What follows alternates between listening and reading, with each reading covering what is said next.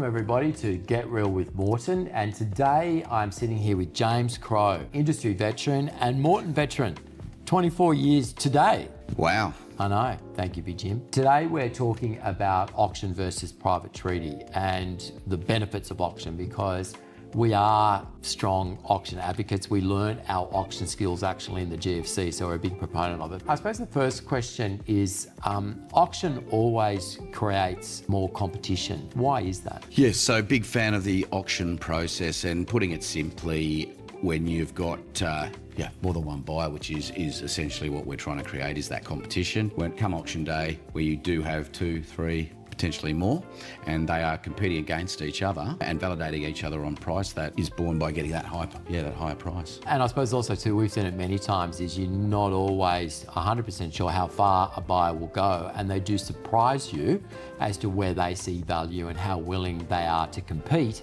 which of course pushes the price up. One of the things I've noticed about your auctions, James, is that you are very transparent with everybody. Why is that important? Look, I think we live in a world, and we always have, really, that transparency is key, I guess, across all facets of the transaction. Yeah, people look to us, and I see our role as basically people being able to make an informed decision, and it is our job to, I guess, educate them and make sure that they have all the readily information to do so. So auction, for example, I know some people are somewhat anxious, but you can't, in my opinion, have a more transparent way of purchasing property.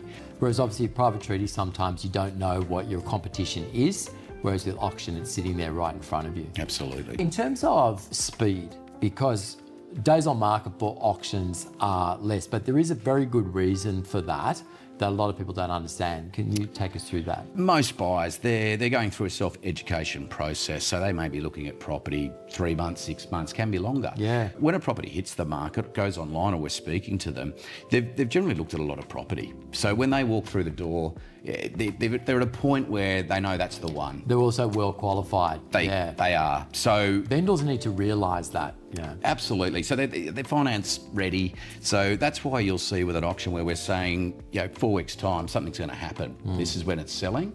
So that's why you'll often see in that first fortnight of a 4-week auction that you're going to get most of your buyer activity, and that is the time that you will usually identify the strongest buyers. They've been in the market a while.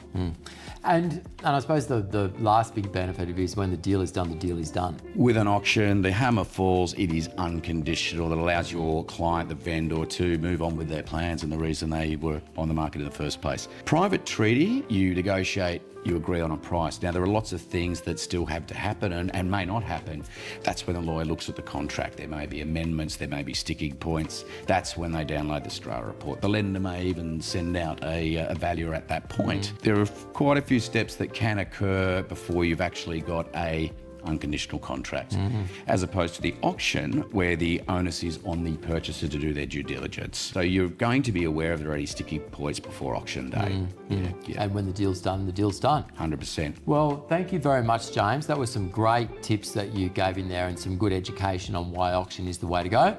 So hopefully people feel a little bit more comfortable with the whole auction process. Thank you very much, everyone, for being with us with Get Real at Morton, and we'll see you next month.